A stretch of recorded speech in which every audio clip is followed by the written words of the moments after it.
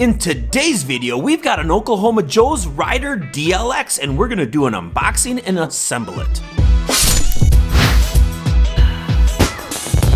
Hey, this is Ricer from Dead Broke Barbecue, Wisconsin, and welcome back to the channel. But if you're new here, we try to help you enhance and amplify your backyard barbecue fun. In today's video, Oklahoma Joe's sent me a Rider DLX, and I'm gonna do an unboxing and an assembly with the help of my neighbors and friends. Now, I'm also gonna do a little bit of a walk around and show you some of the features on the DLX. So grab your Phillips screwdriver and your crescent wrench, Jake. We're gonna do an unboxing and an assembly of the Rider DLX. All right, the Eagle has landed. The Oklahoma Joe's Rider DLX is arrived. Now, in full disclosure, Oklahoma Joe sent me this pellet grill to be able to do a complete and honest review on it. And for all of you guys that have watched me, you know that I'm always honest on my opinion. Right from the start, I'm gonna tell you, it's a beast. And it has a lot of things that it says it can do, so we're gonna find out. But basically, I'm just gonna show you a quick unboxing as we take the things out of it, so you know what's in the box. Now, the griddle and the cover and the pellets were an extra gift from Oklahoma Joe's. Thank you very much, I appreciate it. This way we can get this thing fired up right away. And obviously I need a cover because I live in the frozen tundra. Everybody wants a blanket when they go to bed, right? Well, what am I waiting for? Let's get this opened up. Now, after I cut off the front, save this piece of cardboard because you can build this grill right on top of it. We got a manual and some hardware. We got two of the Oklahoma Joe's iron wagon wheels. We got a bucket that hangs right underneath the hopper in case we want to change out our pellets or just store them. We got your bottom shelf. We got a towel bar, more styrofoam, and this is packed pretty well. Now I'm going to go ahead and slice this side down because inside the cooker there's more stuff. Now I went ahead and cut open the English side. When you're doing it, maybe try the Spanish side on your unboxing because maybe you'll have the lid open the correct way. One's Spanish, the other one's English. All right, let's go ahead and open up the lid. Oh yeah. All right, more styrofoam. We got two pails, a side shelf. You got the handle for the lid and the mounting for the pellet bucket. Now in this box, there's a lot of stuff, so I'm not gonna sit here and tell you all about it.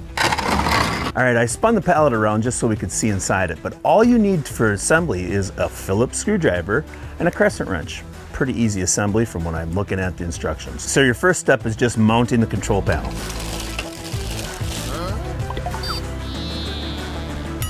All right, now we're at the fun part. We're gonna go ahead and close up the lid, and we have to get this rotated on that side. You're gonna want the hopper and the controller up in the air. That has to go flat. What I did was just called my neighbors to have them come over and help me out. I'm old, I'm over 50 now. I'm not supposed to lift heavy things anymore. See, us old guys, we can still do things. We grab the styrofoam.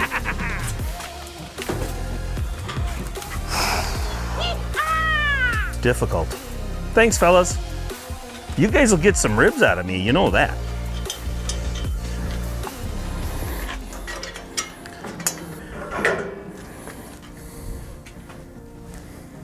Well, the other guy, he had to go home and take a shower, so now I've been put to work. So we're just gonna pick it up real easy, and we want to get it on its wheels. It's not that hard. Just go steady.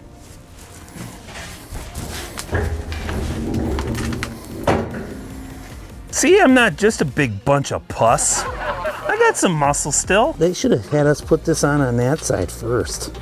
Been way easier. Save yourself a little hassle.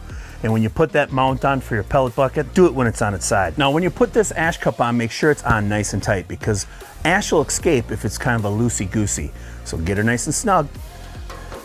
Now make sure you put the big end of the hook on the outside. If not, you're gonna be redoing it again.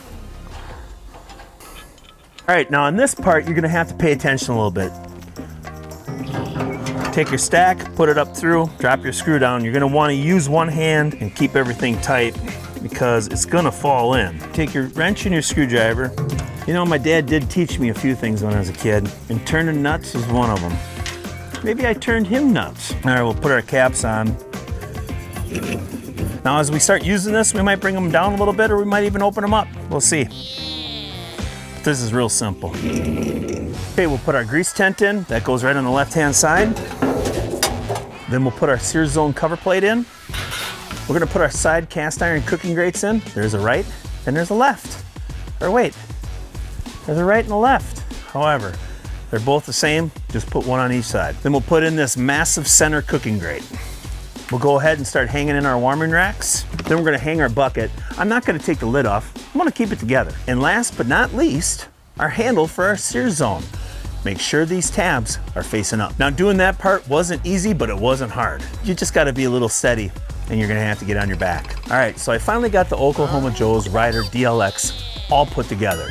Now I did have a little bit of help, but I am filming. I would say if I was doing this by myself, I would have to plan for about an hour to an hour and a half to do it. Not bad, kind of your typical assembly, but if you can get somebody to help you lift it up, do it. You're gonna struggle just doing it by yourself. Now obviously you could see, when I picked it back up, I was the one with all the weight, literally all the weight. Now a couple other accessories that you got is you got 2 grease pails on this one. I bought some liners to put them inside because nobody wants to clean these out.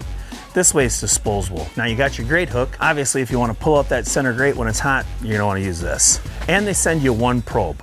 Now there is 2 probe ports, but they send you 1. Now it's got a 20-pound hopper, and the quick release is right here on the side. So to release the pellets that are in there, you just pull out this handle, and this opens up this flap right there. And they'll just fall right into this bucket. So we have our big control button. We have some probe temperatures and some time. We got our power button, our 2 probes ports. Here's our smoke in our sear setting. Here's your sear, and here's your smoke in your fire pot. And you can see your fire pot right down here, and it does have the slots in it for the ash to fall down. This is a little thinner, but it's not bad. We'll see how it works. Put our guard back in, put our big cast back in. Then we got our first warming rack and then our second warming rack. I think I'll be doing some blowing smokes off this.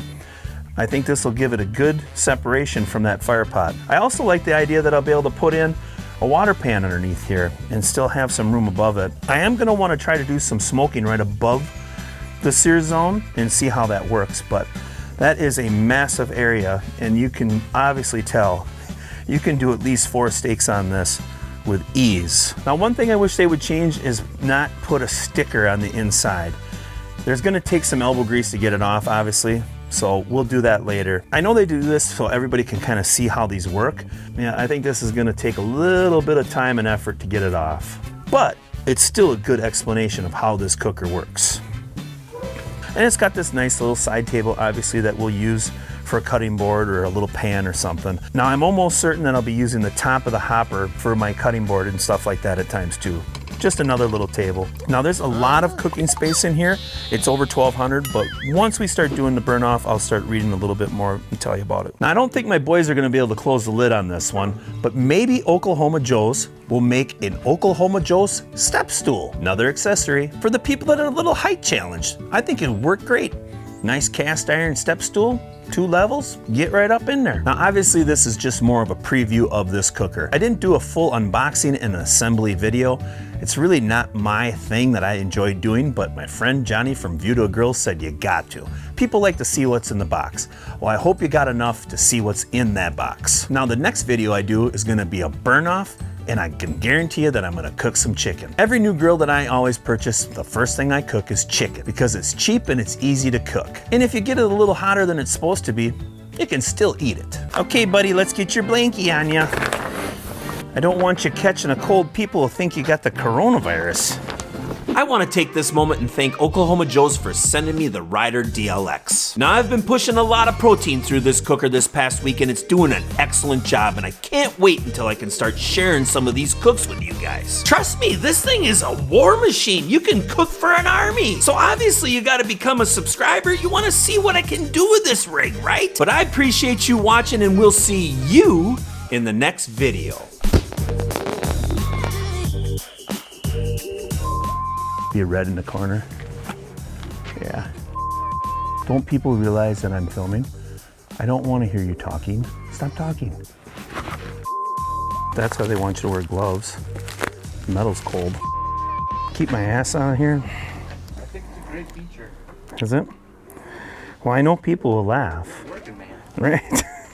At least I got panties on. I know I'm not a plumber. Dang you, you son of a beehole.